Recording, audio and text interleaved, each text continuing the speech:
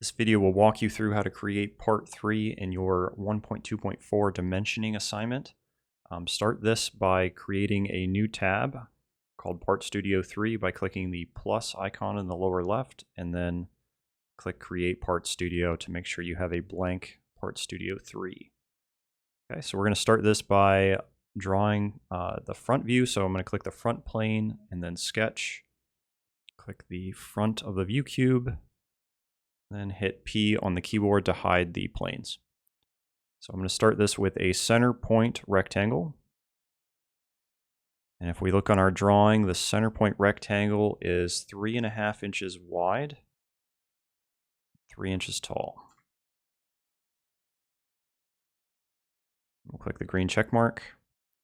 And then we're going to extrude this, the depth of the part, which is 2.5 inches. And then click the check mark. Okay, next we're going to focus on there's two cutouts and then there's a hole. So we're going to actually start from the top because if you notice the cutouts seem to be oriented from the top. They are cut from the top down. Okay, so I'm going to click on the top of our rectangular prism here. Click Create Sketch. And then I'm going to click on the top of our view cube to rotate our view. And then if you notice, this is kind of like what we did with part 2. The cutouts basically form rectangles that kind of come from the bottom right point. So I'll click on our corner rectangle and then we'll create the largest cutout, or the one that is closest to the top basically. And that one, if you look at the dimensions on it, for the width from left to right, it is 2.5. And then the height of that is 2. Okay, we'll click the green check mark. And then we're going to extrude this down. So we'll click the extrude button, click remove, and then it goes down a depth of 0.5 if you look at that from the front view. Okay, so it goes down 1/2 inch. Click the green check mark. And we're going to repeat this for our second cutout. So I'm going to click on this face now, and then click Sketch. I'll click on top, so we're looking straight at it. Zoom out a little bit.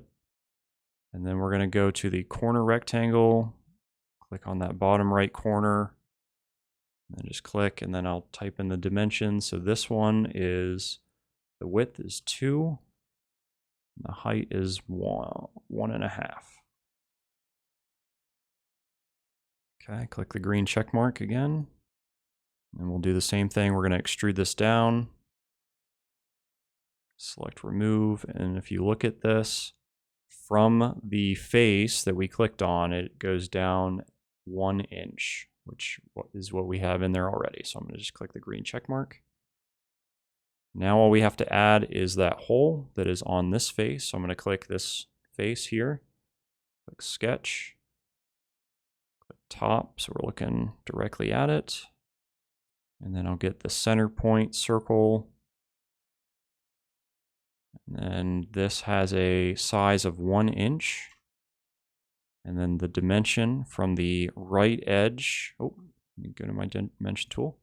Dimension from the right edge to the center point of the circle is 1 inch. And then the dimension from the bottom edge to the center point of the circle is 0.75. Click the green check mark. And then all we have to do is extrude this all the way through.